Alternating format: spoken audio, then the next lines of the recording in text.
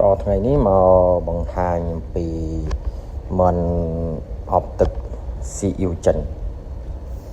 មិនអបទឹកស៊ីអ៊ីវចិនមានរសជាតិឈ្ងុយមកបើកម្របមកឈ្ងុយទ្រុបមកឈ្ងុយឆ្ងាញ់ណាស់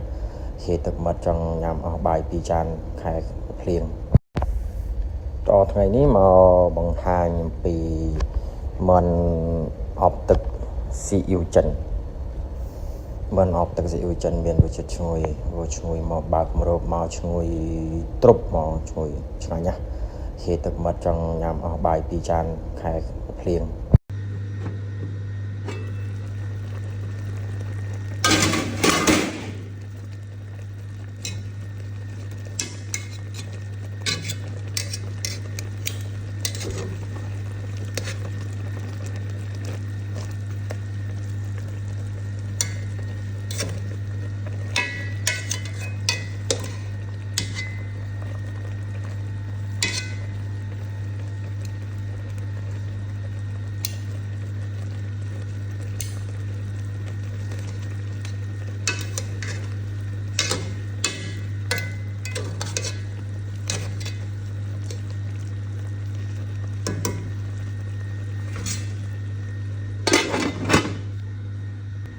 ចាប់ពីដុតមកដល់ឥឡូវរយៈពេល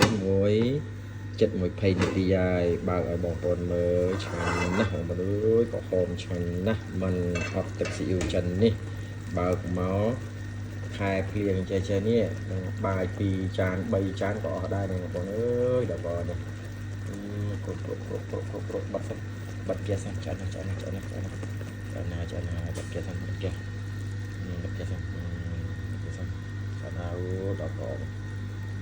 ដល់បងប្អូនណាដែលចូលចិត្តមិនណាសាច់មិនណា